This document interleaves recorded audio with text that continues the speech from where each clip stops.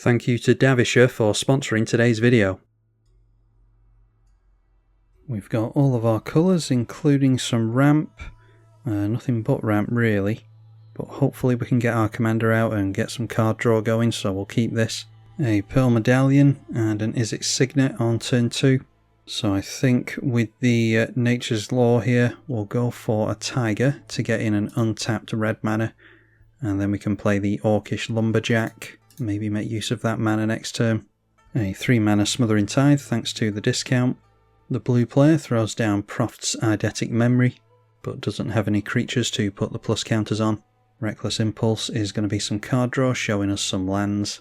He's got until the end of his next turn to play that, and he does need to fix his blue mana, so the Bloodstained Mire will allow that. Don't think there's much point in ramping ahead with the Orcish Lumberjack at the moment. I'd rather just partly station this, so let's get that going.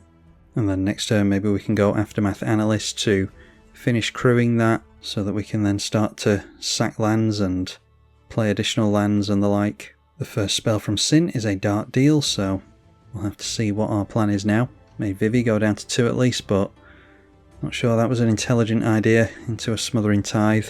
15 treasure tokens from the Tithe after that.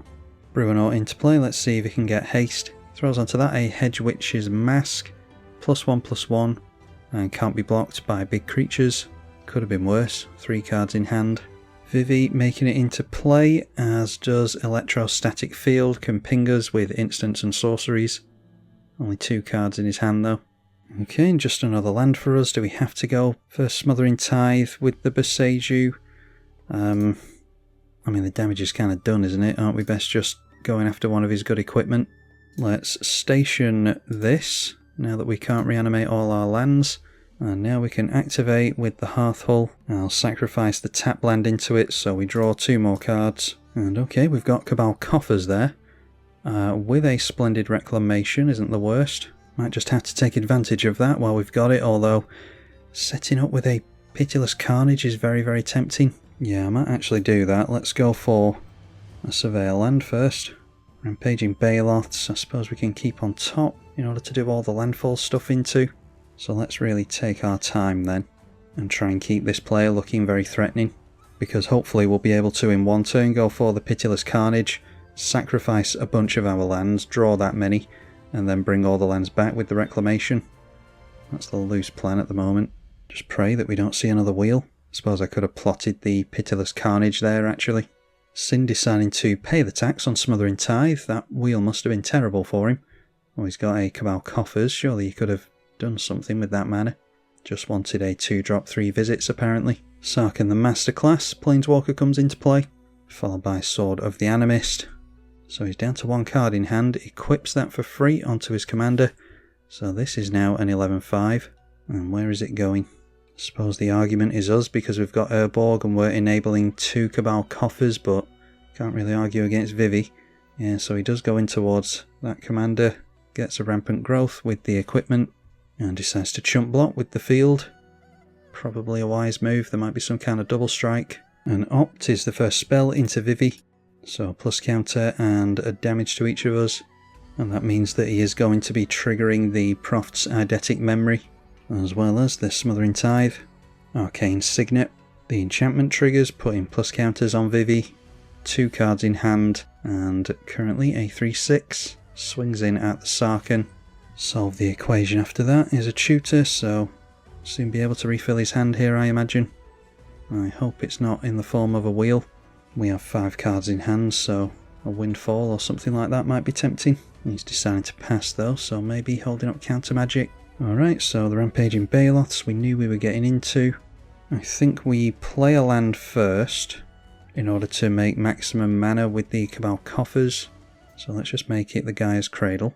That gives us 6 black mana. We can get 3 more here. So that's 9, 10, 11. So we still can't go Rampaging Baloths into a bunch of lands, unfortunately. So are we just setting up further with the Baloths? I think that's fine, actually, even though it still takes a bit longer. So then with the floating mana, we will activate our commander, sacrifice a forest, and draw a couple more cards. There's a Tear Asunder. We've got Strip Mine as well. So now we can play additional lands. Let's go for the Misty Rainforest. And this is going to make Baloth tokens for us, so we can get this stationed up. Let's go Misty Rainforest right now. And I'll shock in a Stomping Ground because it fixes our mana quite nicely, and I still want to be able to hold up Boseiju probably onto this so that we can make blocks when this inevitably comes in towards us. Yeah, we can go Tear Asunder and the Boseiju, can't we? So hopefully next turn we're going to be able to get something going with this. Do we make it a creature now? Let's just tap down one of the beasts into it. It's dodging a Wrath at the moment is the thing, so we can tap down a beast next turn. We'll likely have one with Summoning Sickness. In fact, can we still do the Pitiless Carnage thing? 3, 4, 5, 6, 7, 8, 9. Yeah, we could still do it. Problem is we can't block this thing like I said. I think I'll go for it anyway though.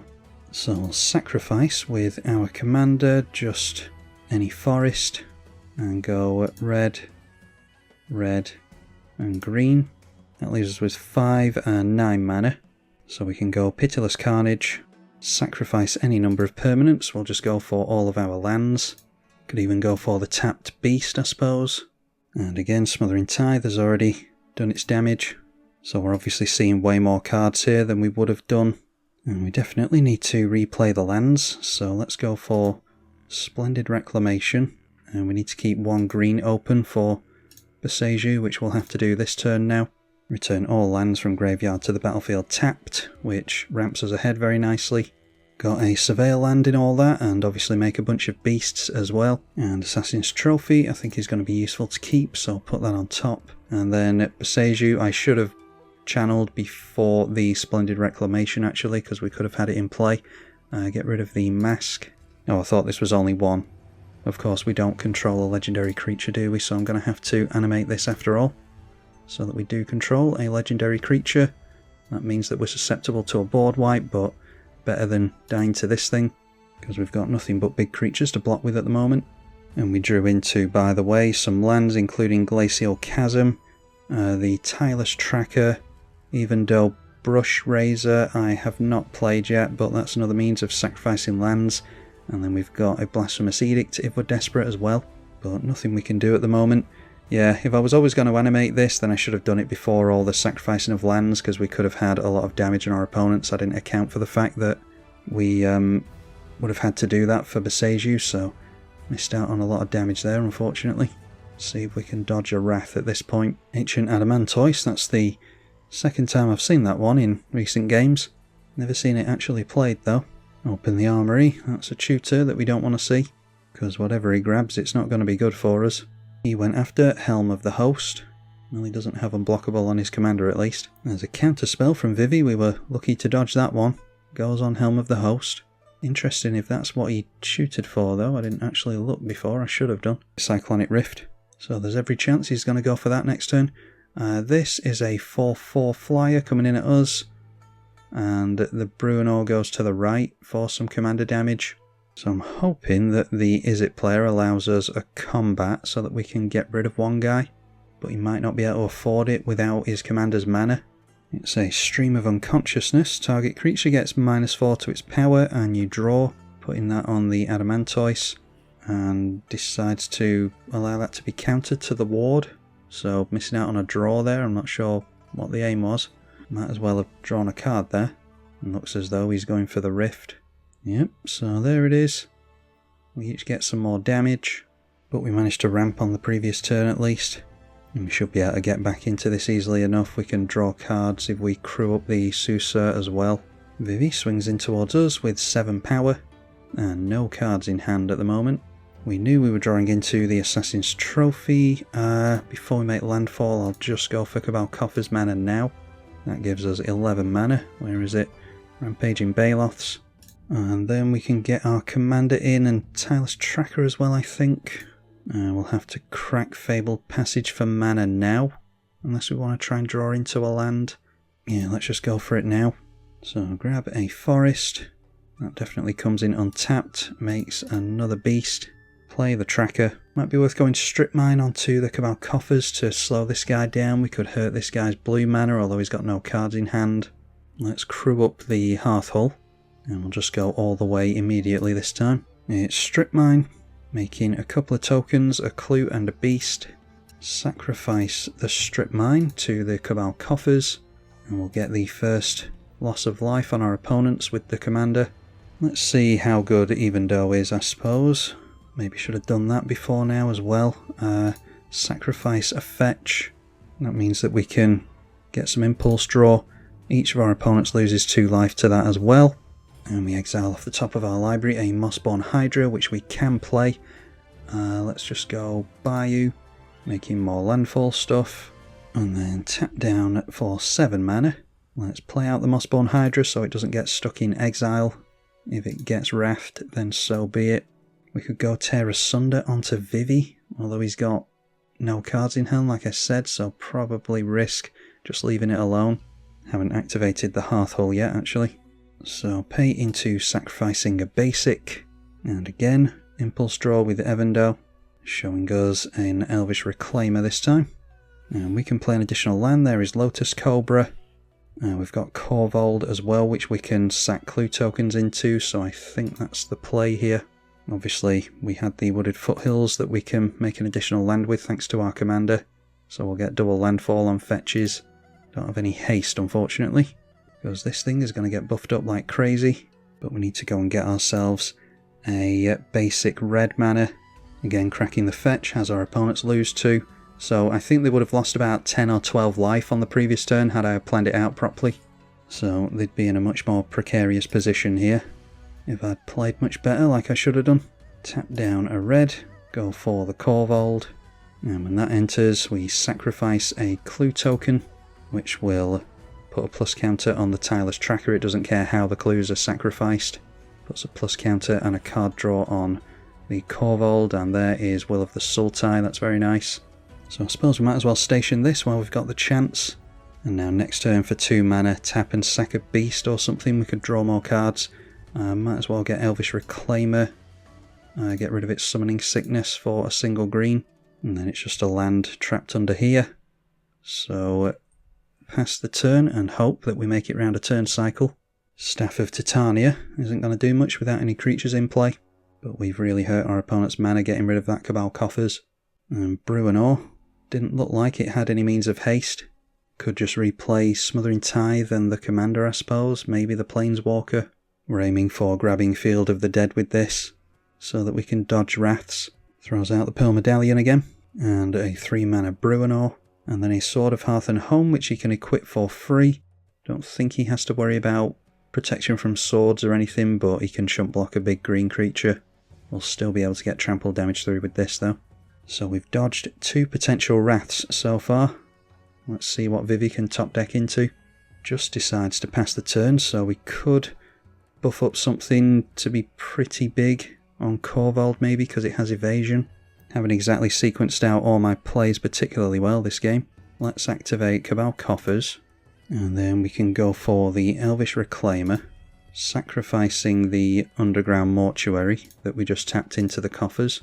That will activate Evandel and the Korvold, so impulse draw and draw. A shock on our opponents to the commander. Shows us Azusa, just in time to see the Field of the Dead. There's a Shire, is going to be insane. Definitely grab Field, which is well and truly online and activates all the landfall stuff. The Mossborn Hydra is going to be able to one-shot someone here this turn, I have to imagine. I'll try and get rid of near enough all our opponents here. Okay, missing out on mana with the Lotus Cobra here, so get that down. And go with Azusa as well. Maybe should be going for a Shire actually. Let's just tap down Guy's Cradle now. It's not the maximum amount of mana, but I'm not exactly planning out the turn very well. So a Shire, and this makes all our non-token creatures into lands, and therefore triggers the landfall on all of our stuff. Make tokens. Buff Mossborn Hydra, make mana. Go after Vesuva. That will make a copy of Field of the Dead, so now we've got 2 of them for double the tokens, double the zombie tokens. Then we can drop Azusa, not only for more landfall, but so we can get in Glacial Chasm. Need to sacrifice as many lands as possible before we reanimate them all. The Mossborn Hydra is about to be a 64-64. Vivi deciding to scoop. He was likely going to go down here anyway. And like I said before, our opponent should be at a much lower life total thanks to my blunder. They are not on the previous turn. So now we go Glacial Chasm. Sacrifice a basic into the chasm. We're going to get it back soon anyway, but that will trigger our land sacrifice stuff, which means we can draw a card to Korvold, which gets us another land. Shows us, where's it gone? Underneath here we've got a couple of fetches now, so I might as well go for one of those. I suppose I should work out if we can actually win this turn, because we could dodge a Wrath. If our opponent's Wrath and we go for a bunch of Landfall out of the bin, then that gets us another set of zombies into play, so it's a bit win more to do it now, I think, now that we're not trying to take out all three of our opponents. Activate our commander. Let's tap down the basic beforehand and then sacrifice that same land. I suppose we could play around the fact that we could see the graveyard exiled as well, though. We get an additional land this turn. And there we see a Braids. We can easily sacrifice a creature into that for more card draw. There's a basic underneath here. We can play the fetch. And there we see Titania, so another army in a can. Get out the fetch from underneath the, what is it called? The Brush Razor. Yeah, it's going to put way too many triggers on the stack here, and I've already wasted enough of my opponent's time, so I would probably go for this so that we can...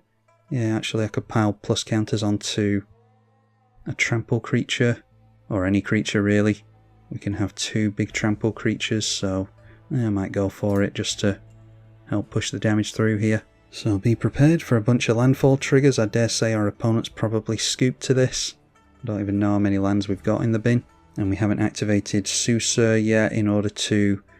our opponent scoops there, so it's just the Boros player left, and can't really blame them for quitting here.